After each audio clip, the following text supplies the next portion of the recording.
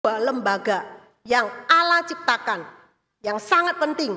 Yang pertama, lembaga keluarga adalah satu keluarga, di mana pada awal penciptaan Allah telah memberikan kepada keluarga. Kedua, yaitu lembaga gereja. Salah satu yang penting yang akan kita bahas itu adalah keluarga. Berkenaan setiap kita yang punya keluarga. Tentunya kita ingin keluarga yang Tuhan inginkan. Keluarga yang berkenan kepada Tuhan. Dalam Mazmur 127 ini, Salomo mau mengajak kita. Yang pertama, Tuhan membangun keluarga. Karena Salomo sendiri tahu bahwa kehidupan yang dia punya adalah kehidupan yang sangat punya segalanya. Punya kekayaan, punya kedudukan, punya istri, dan istrinya itu saking banyak. 700 yang resmi dari bangsawan. Kemudian 300 gundik. Dia punya 1000 istri. Tapi tidak bisa memuaskan kehidupan dia. Dia punya segalanya, akhirnya dia menemukan semuanya itu tidak ada gunanya. Sehingga dia tahu kehidupan keluarga yang dia bangun itu keluarga yang bagaimana, yaitu keluarga di mana Tuhan sendiri yang membangun keluarga. Bukan dengan dirinya sendiri. Sehingga di dalam Mazmur 127 ayat 1a di situ katakan, jikalau bukan Tuhan yang membangun rumah, sia-sialah usaha orang yang membangunnya. Ada kata rumah, rumah di sini itu bukan bangunan rumah. Rumah di sini bukan gedung, baik rumah yang mewah, rumah kecil, rumah sedang, rumah besar. Bukan gedungnya atau apartemen, bukan. Tetapi yang dimaksud di sini adalah rumah tangga, household atau keluarga. Di mana keluarga itu terdiri dari suami, istri, orang tua, papa, mama, anak, mungkin cucu, mungkin keponakan dan lain sebagainya, keluarga besar.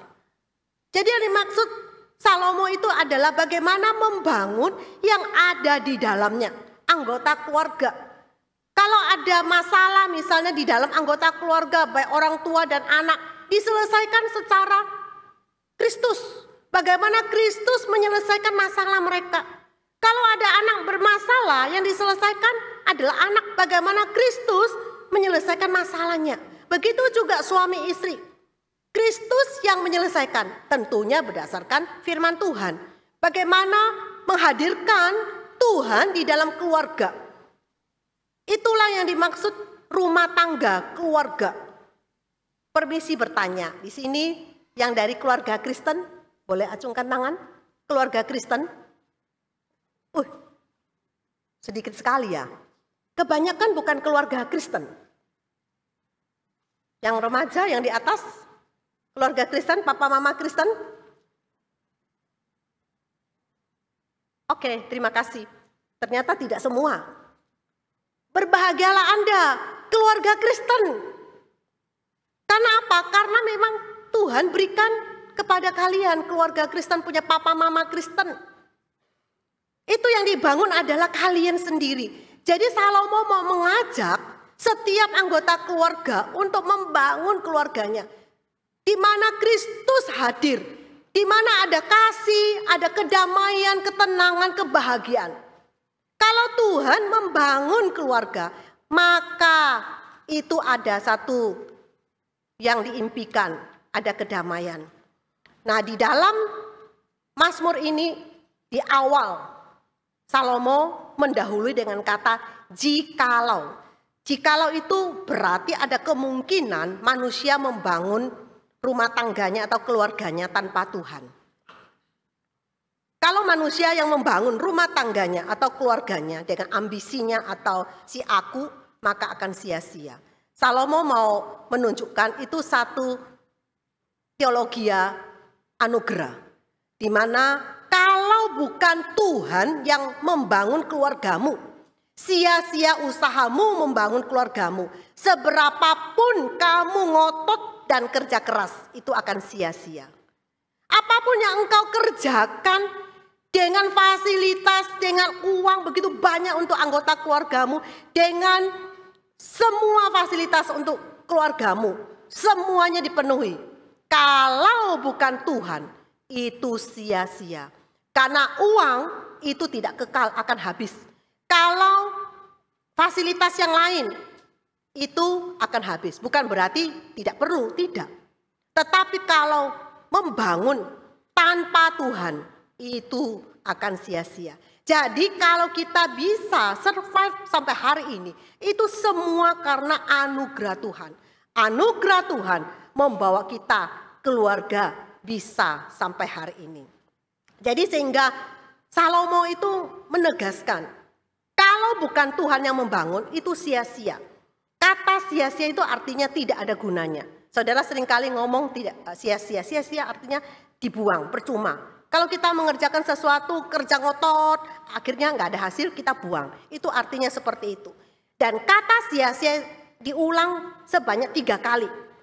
Kalau dalam satu teks di Alkitab, ada satu kata tapi diulang-ulang terus, berarti katanya itu penting.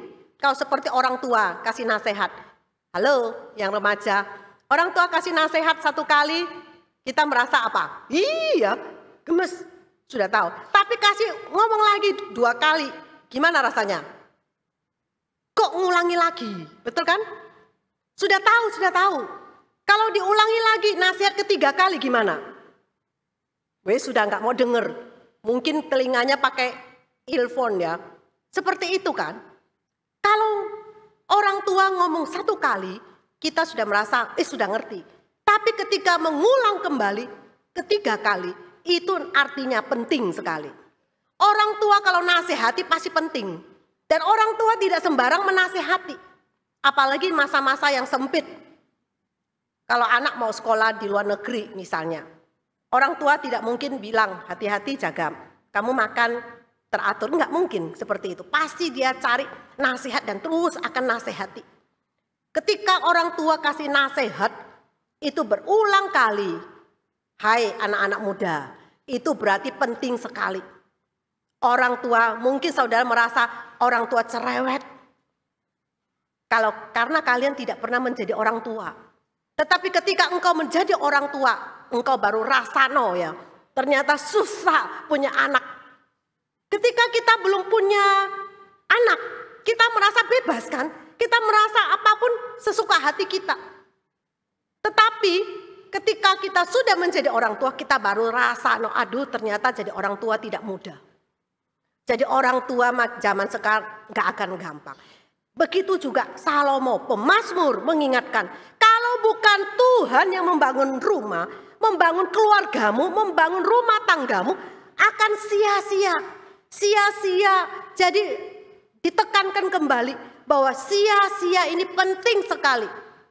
Engkau harus mengingat akan anugerah Tuhan. Kalau bukan Tuhan yang membantu, itu akan sia-sia. Sehingga ditekankan di ayat 1 itu sudah 2 kali sia-sia. Kemudian ditambah lagi ayat 2, sia-sia kamu membangun. Ayat 2, kalau kita membaca itu susah kita pahami. Kenapa pemazmur itu mengatakan ayat 2 ini kamu harus bangun pagi, kemudian duduk-duduk, lalu makan roti dengan susah payah. Artinya engkau bekerja. Mulai pagi matahari terbit engkau sudah bekerja luar biasa. Sampai malam pulang capek. Engkau kerja setiap hari seperti itu. Rutinitas seperti itu kerja. Tidak mari-mari. Apakah tidak boleh? Bukan tidak boleh. Pemazmur tidak mengindahkan kerja keras. Kerja keras penting sekali. Karena itu memang tugas kita harus kerja keras. Tetapi yang dimaksud di sini adalah bahwa ini pakai bahasa hiperbola. Gaya bahasa hiperbola itu artinya penekanan yang berlebihan. Yang terus membuat itu yang sampai orang mengerti. Dengan kata lain, pemazmur mau mengatakan kamu bangun pagi-pagi. Duduk sampai jauh malam bekerja, makan roti diperoleh dengan susah payah. Dengan kerja kerasmu itu. Tetapi kamu tidak sadar bahwa apa yang ada dalam hidupmu itu diberikan oleh Tuhan sebetulnya.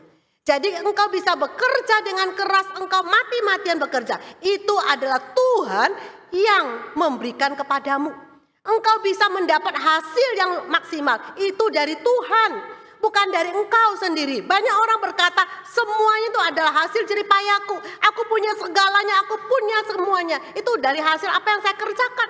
Padahal sesungguhnya teologi anugerah itu katakan itu adalah pemberian Tuhan. Engkau bisa melakukan pekerjaan dengan susah payah. Semuanya adalah Tuhan yang memberikan kepadamu.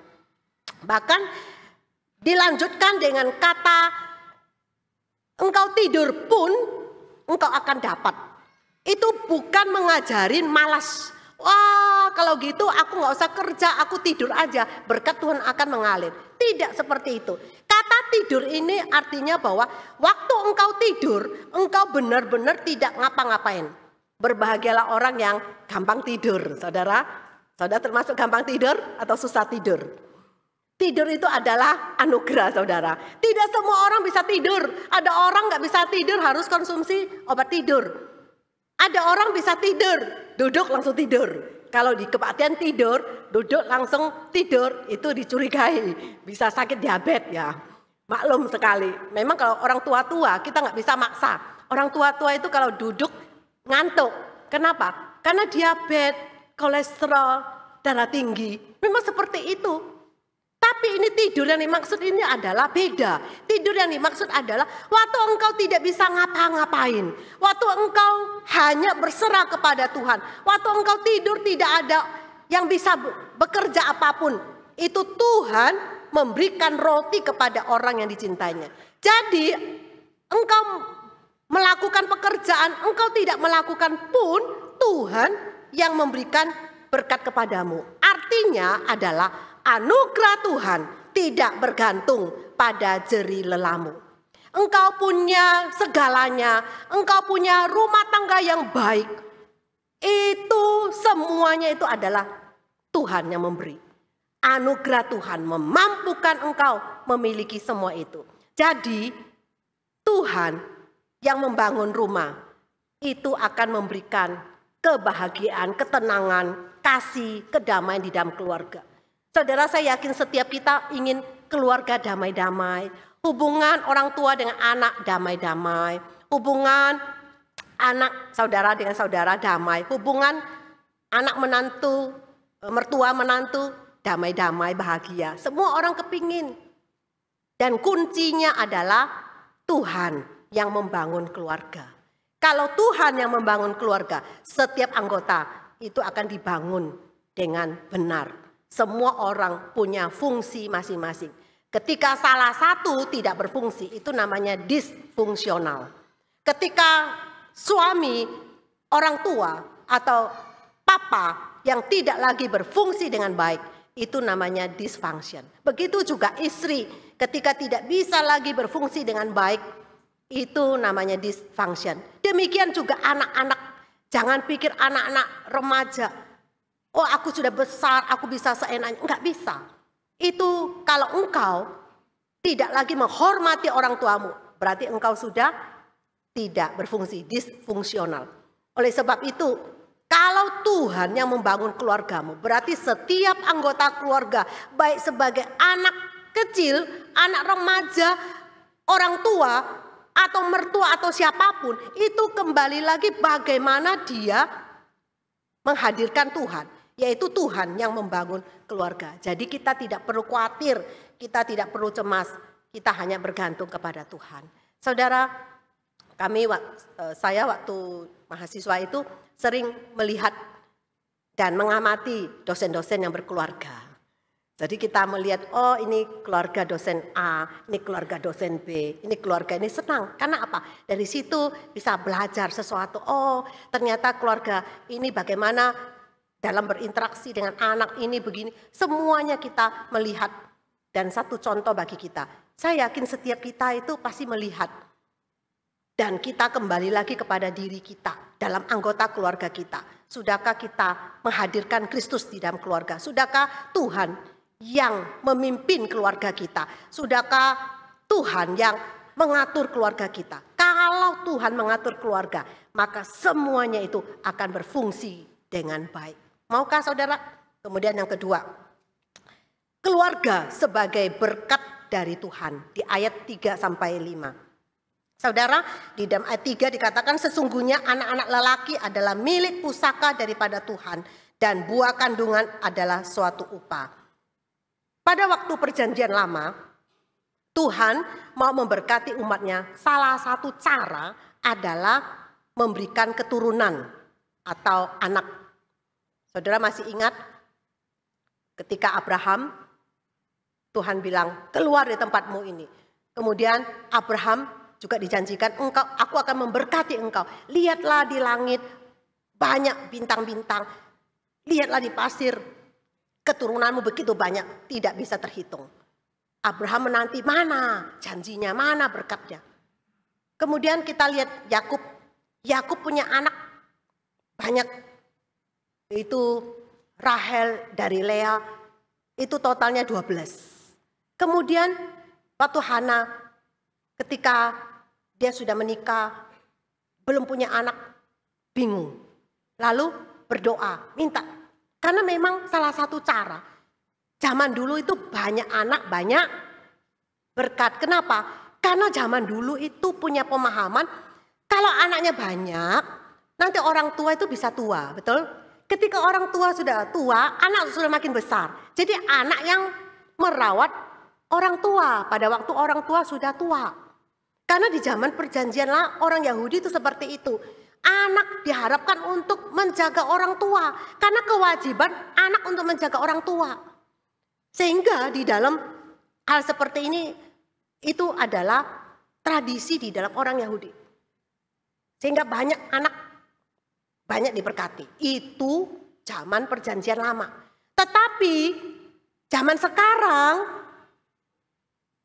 apakah di sini ada anak 10? Kalau mak saya punya, berarti papa saya punya saudara 11. Mama saya punya saudara 11. Makin banyak anak makin rezeki.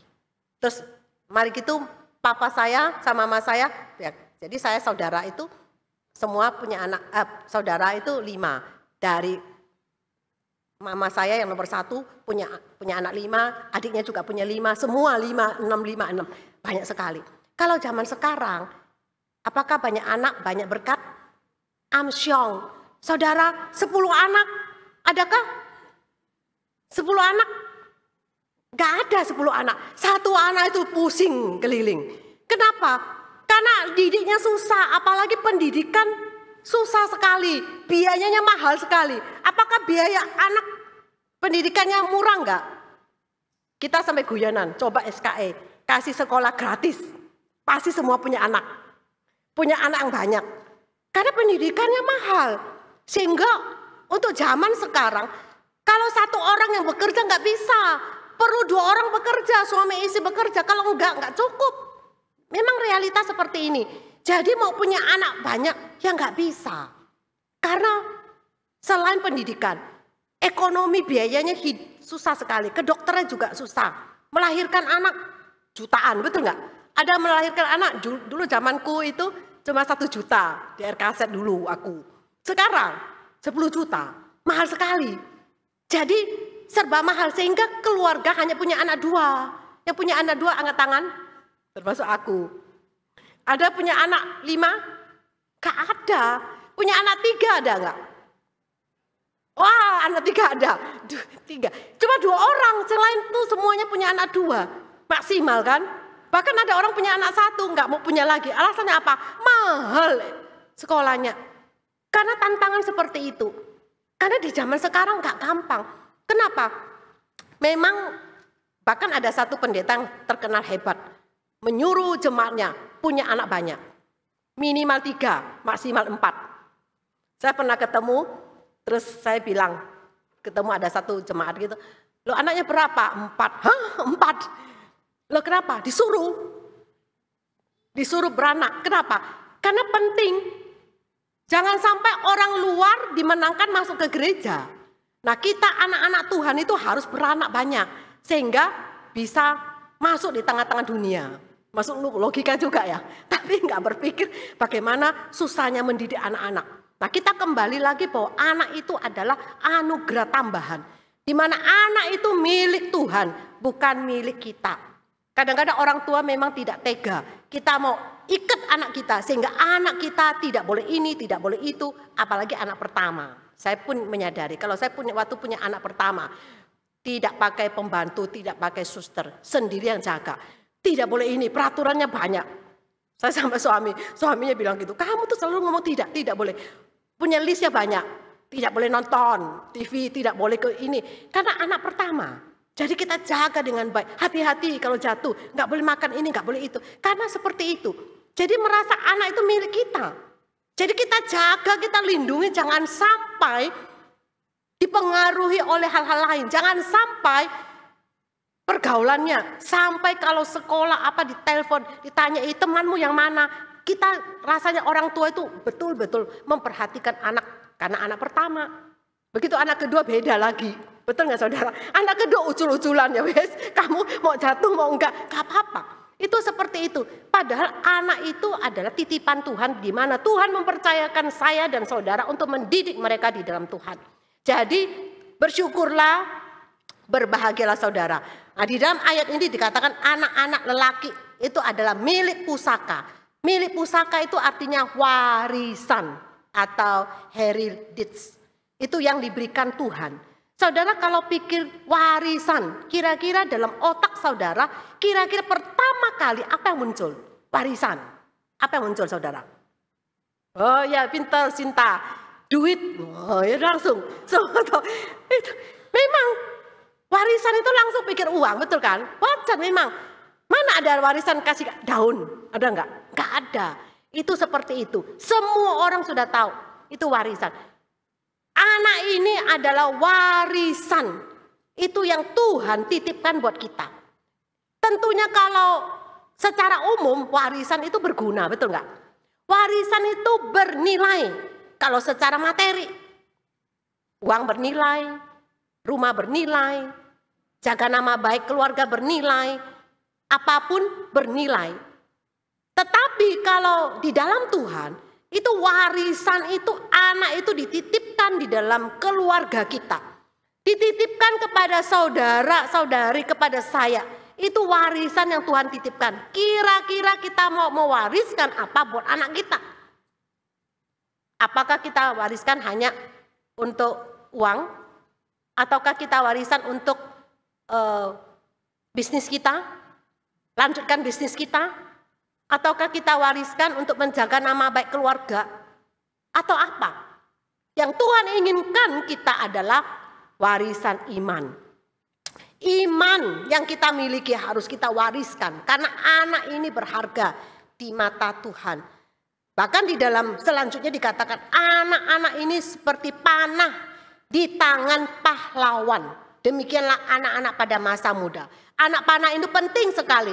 Karena di dalam orang Yahudi itu, bangsa Israel itu sering berperang. Anak panah itu untuk berperang melawan musuh. Dan anak panah itu harus tajam dan harus lurus kalau untuk berperang. Di dalam memanah itu harus tepat pada sasaran dan harus dengan tajam. Nah dilanjutkan lagi, kalau anak panah itu harus di tangan pahlawan. Itu artinya apa? Anak panah itu harus siap dipakai untuk berperang. Anak-anak kita hidup di dalam keluarga Kristen, di dalam dunia yang penuh kejahatan. Allah merancangkan melalui Kejadian pasal 1 ayat 28 bahwa mandat yang Tuhan berikan, beranak cucu, penuhi bumi, kuasailah semua binatang-binatang, semua barang-barang dalam dunia ini. Dan itu bisa dipenuhi di dalam Kejadian pasal 2 ayat 24. Laki-laki dan perempuan akan meninggalkan orang tuanya dan bersatu dengan istrinya. Apa yang dipersatukan dan lain sebagainya. Itu dibentuk di dalam keluarga. Dan rancangan Allah pada awal mulanya supaya melalui keluarga, melalui suami istri yang akan menjadi orang tua, mempunyai anak-anak. Dan anak-anak yang lahir adalah anak-anak terang yang menguasai dunia ini. Bukanlah anak-anak kegelapan. Karena manusia berdosa, maka bukan lagi menjadi anak-anak yang terang, tapi menjadi anak-anak yang gelap. Sehingga di dalam aspek rancangan Allah pada awal mulanya adalah seluruh aspek dalam dunia ini dikuasai oleh anak-anak terang. Baik aspek, dengar baik-baik anak-anak remaja, baik komputer, baik kedokteran, baik pendidikan, baik seluruh aspek dalam dunia ini harusnya dikuasai oleh anak-anak Tuhan, yaitu di dalam keluarga-keluarga Kristen. Tetapi kenyataannya sudah dikuasai oleh anak-anak gelap. Sehingga kita melihat banyak seluruh aspek, bukan lagi anak-anak Tuhan, tetapi anak-anak yang tidak percaya kepada Tuhan. Dan orang tua di dalam keluarga Kristen menjadi partner Tuhan di dalam membangun keluarga. Jadi bersyukur saudara lahir dari keluarga Kristen. Bersyukur saudara punya keluarga Kristen. Karena saudara Kristen, anak-anak saudara Kristen. Dan bersyukurlah bahwa saudara anak-anak walaupun Kristen, papa mama tidak Kristen, tetapi saudara pun punya tanggung jawab. Bersyukur bahwa saudara sudah mengenal Tuhan, dipilih oleh Tuhan. Jadi sebagai partner Tuhan, maka keluarga itu perlu melatih kepekaan rohani di dalam membangun keluarga, di dalam mendidik anak-anak di dalam Tuhan. Karena dunia ini penuh kejahatan. Iblis mau merusak rancangan Tuhan. Kita benar-benar mengerikan saudara. Kalau kita melihat keadaan dunia ini, kita nggak bisa, oh sudah biasa, nggak bisa sekali. Karena kita ini dipercayakan Tuhan untuk mengajarin. Karena sebagai keluarga Kristen, orang tua bersyukur boleh mengajari anak-anak berdoa. Kami bersyukur, saya sama suami boleh mengajari anak-anak berdoa. Sejak anak masih kecil. Waktu lahir masih kecil buka lagu-lagu rohani, sudah mendengar hal-hal rohani. Karena kita keluarga Kristen, saya hamba Tuhan, saya teologi, dia teknologi, karena dia orang awam. Kan kita tetap hal yang sama untuk punya visi yang sama. Kemudian waktu anak mulai bisa umur 1 tahun bisa panggil papa mama dan sebagainya, kita sudah mulai mengajarin baca buku-buku rohani. Begitu anak sudah mengerti, sudah langsung masukkan ke sekolah minggu. Kelas bayi, ngerti nggak ngerti, masuk di kelas bayi. Sejak kecil kita masukkan di sekolah minggu. Saudara berbahagia, kita punya sekolah minggu yang bagus. Saudara di tempat ini, saudara punya fasilitas yang sangat luar biasa. Punya komunitas, saudara punya YCU, ada saudara Halim dan Katie. Saudara punya YCF, ada Pak Jo dan Diana, ada David dan ada Amanda. Saudara punya community yang membawa saudara itu bertumbuh. Saudara dari keluarga Kristen. Jadi dari kita yang mengajarin ke anak-anak. Jadi anak-anak sejak kecil diperkenalkan Kristus. Mengerti hal-hal rohani. Bahkan anak-anak kecil di dalam keluarga kita, dia boleh melihat papa dan mamanya. Bagaimana papa mamanya berdoa. Bagaimana papanya membaca Alkitab. Dia boleh melihat papa mamanya itu melayani. Bahkan saya bersyukur sekali ada satu keluarga yang anaknya kelas umur 4 tahun bisa hafal doa Bapa Kami. Itu luar biasa. Dari mana bisa baca aja itu belum full, tapi bisa hafal dengan lancar doa Bapa Kami. Itu karena dari papa mamanya. Itu papa mamanya sejak kecil mendidik anak-anak. Percayalah, waktu anaknya besar, anaknya pasti senang akan hal-hal yang rohani. Karena sudah diajarin kepada anak-anak. Jadi saudara, bahkan Tuhan itu memakai kita sebagai papa mama untuk terus memberitakan hal-hal rohani, memberitakan firman kepada anak-anak. Jadi mungkin bagi saudara merasa, oh saya belum pernah. Kalau saudara belum pernah, mari mulai saat ini Tuhan ingatkan kepada kita. Kalau tidak dimulai sekarang, kapan lagi saudara memulai? Saudara Tuhan percayakan, mungkin saudara sebagai ama akong juga Tuhan pakai untuk mendidik cucu di dalam Tuhan. Kalau anak sejak kecil senang hal-hal yang rohani, jangan khawatir. Pasti kalau besar, di Alkitab katakan pada waktu masih muda, dia tidak akan mempermalukan nama keluarga. Dia tidak akan mempermalukan Tuhan. Dan dia akan terus Tuhan pelihara. Dan Tuhan bisa pakai anak-anak menegur kita. Ada salah satu yang hadir yaitu Robinya Sinta ya. Saya pakai satu contoh. Pernah kita OPM, kita wawancara. Dia pernah cerita kenapa kok bisa masuk ke Elion satelit. Jadi salah satu kesaksiannya juga sangat bagus, dan juga 3 minggu yang lalu dia juga cerita di depannya tim kita waktu makan-makan di ruang musik itu, bisa masuk karena apa? Karena anaknya menegur dia. Anaknya menegur dia, "Pah, kok tidak ke gereja?" Ketika anaknya menegur dia, kaget dia. Oh iya, karena apa? Karena sejak menikah dia hanya ikut mertua ke gereja lain. Waktu mertua nggak ke gereja, dia di rumah. Ngapain? Ya di rumah. Sampai anaknya bertanya, itu berarti hal bagus. Kenapa anak sampai bertanya, menegur orang tua? Karena anak sejak kecil tahu hal-hal rohani. Anak-anak tahu bahwa harus ke gereja, harus ke sekolah minggu. Nah, orang tuanya nggak pernah ke gereja. Bagaimana? Itu berarti bagus sekali. Dari situ ketika ditanya, dia mulai cari kira-kira mau ke gereja mana.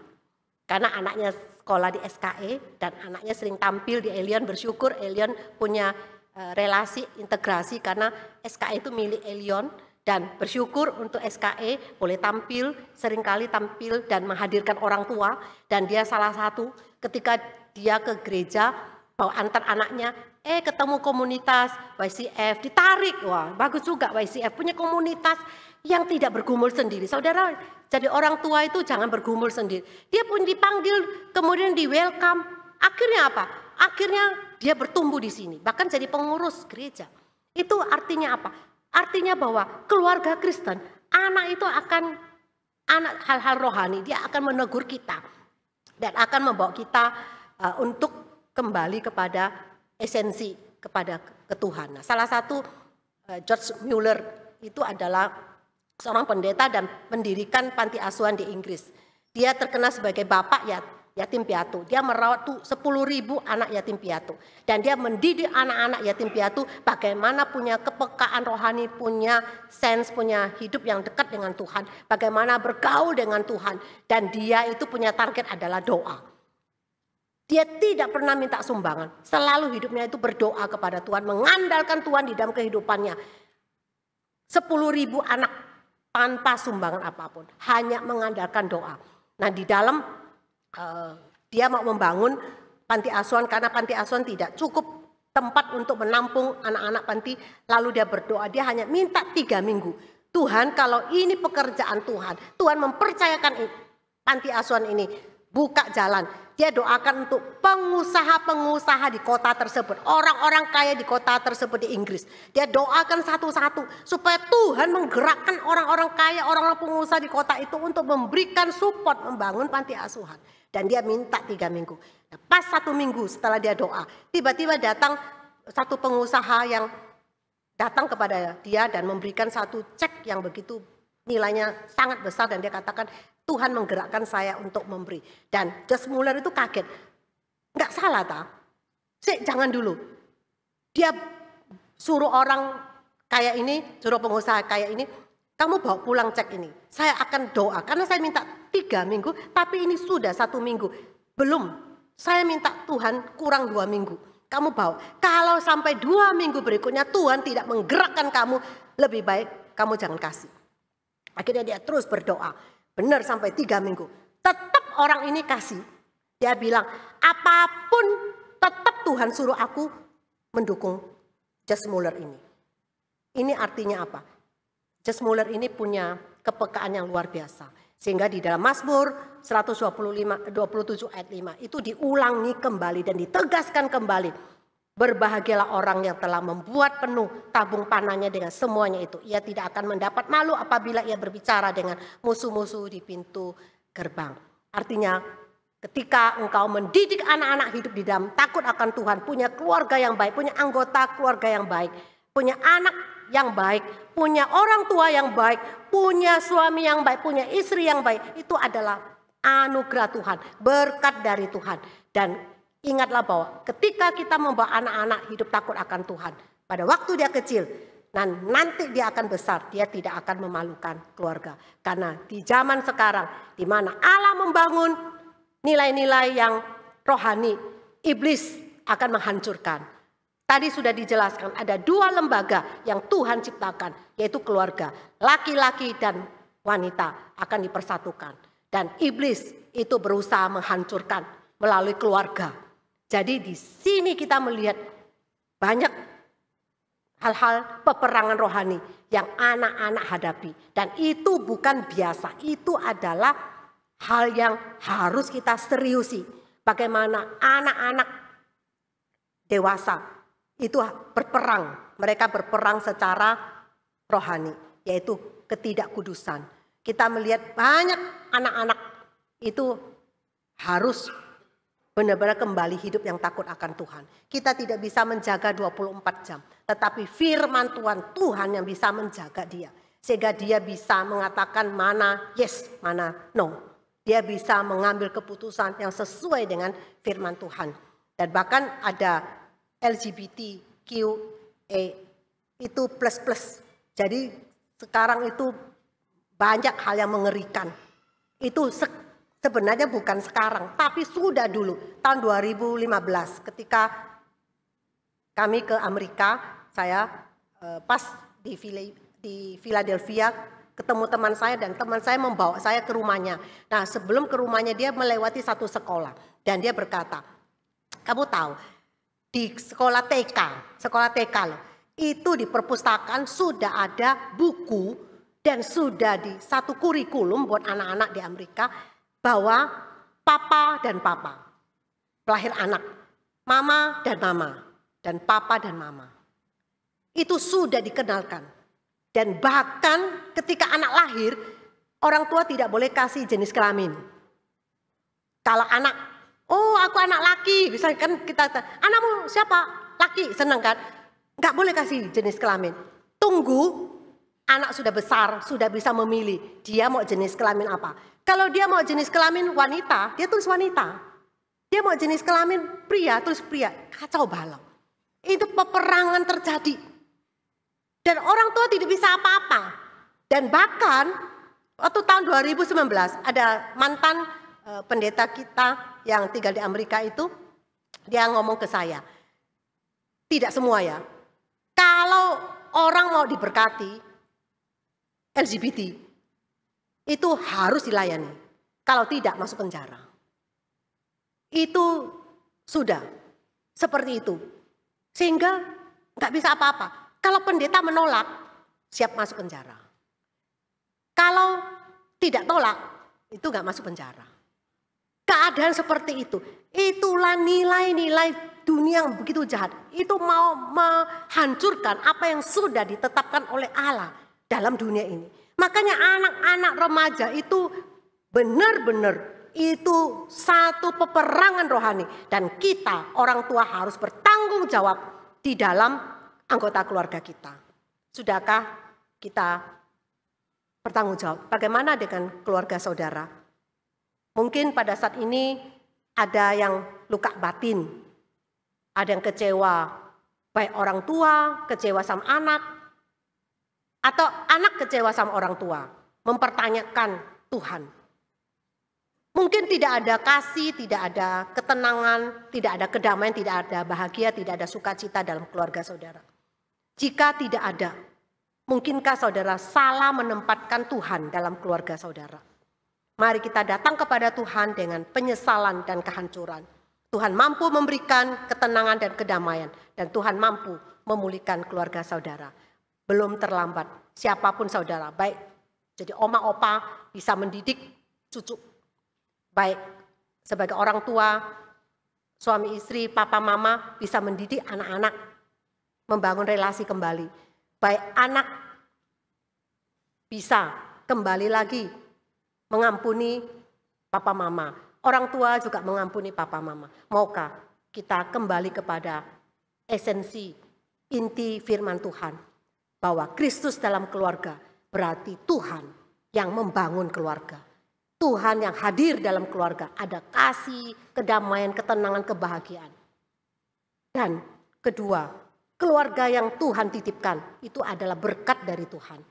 Saudara berbahagia, saudara adalah keluarga Kristen. Anak-anak berbahagialah punya papa mama Kristen.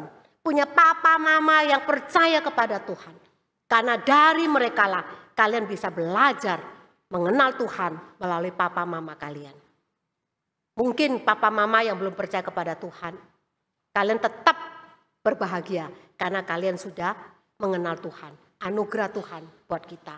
Mari kita datang, kita mohon Tuhan membangun keluarga kita. Yang penting hati kita. Kita kembali minta Tuhan yang menolong kita, membangun keluarga kita. Tidak ada lagi luka batin, tidak ada lagi kekecewaan. Mari bersama keluarga, orang tua anak, anak dengan anak saudara. Mari Kristus hadir dalam keluarga. Maukah? Mari kita berdoa. Tuhan ampunilah kami jikalau selama ini kami kurang kembali kepada esensi firman Tuhan. Kami mungkin sebagai orang tua hanya bisa memberikan secara materi, tetapi kami kurang memberikan waktu kami di dalam kerohanian bagi anak-anak kami. Mungkin dengan ambisi kami, dengan keegoisan kami mendidik anak-anak kami menurut cara kami masing-masing. Tapi Tuhan tolong kami melalui firman-Mu boleh membawa kami kembali untuk membangun keluarga kami di mana Kristus hadir dalam keluarga kami. Tuhan tolong kami sebagai orang tua ketika anak-anak kami sudah dewasa. Mungkin kami melihat anak-anak kami yang tidak nurut berjalan sendiri. Tuhan tolong kami sebagai orang tua juga mengampuni anak-anak kami. Begitu juga sebagai anak-anak remaja. Mungkin kami luka batin terhadap orang tua kami. Mungkin orang tua kami terlalu kenceng, terlalu keras mendidik kami. Mungkin orang tua kami tidak mengerti gaya anak muda. Biarlah Tuhan tolong kami untuk mengampuni papa mama kami. Biarlah kasih Tuhan, ketenangan, kebahagiaan ada dalam keluarga kami. Mungkin hubungan mertua dan menantu, mungkin hubungan orang tua dan anak atau saudara dengan saudara. Tuhan biarlah sungguh hanya Kristuslah yang bisa memulihkan kerohanian kami. Kristuslah yang membangun hidup kami sehingga hati kami boleh mengampuni, boleh menerima segala kelemahan, kekurangan keluarga kami masing-masing. Karena setiap keluarga tidak ada keluarga yang sempurna. Keluarga ada kelemahan, ada kelebihan masing-masing. Mari Tuhan kami mengundang Tuhan sendiri kembali lagi kepada keluarga kami. Supaya keluarga kami keluarga yang berkenan kepada Tuhan. Keluarga cinta kepada Tuhan. Ada kedamaian, tidak ada percekcokan. Semuanya boleh diselesaikan dengan penuh kedamaian. Terima kasih Bapak, Engkau hadir dalam keluarga kami, Engkau memimpin keluarga kami, supaya keluarga kami, keluarga yang menyenangkan hati Tuhan. Bapak berkati semua yang hadir pada pagi hari ini. Biarlah Tuhan, anugerah-Mu Engkau curahkan damai sejahtera bagi keluarga-keluarga. Supaya mulai bulan Juni ini, setiap kami boleh diingatkan kembali untuk memperhatikan keluarga-keluarga kembali kepada firman-Mu. Terima kasih Bapa. Inilah doa dan permohonan kami. Di dalam nama Yesus kami berdoa. Amin. Mari kita berdiri.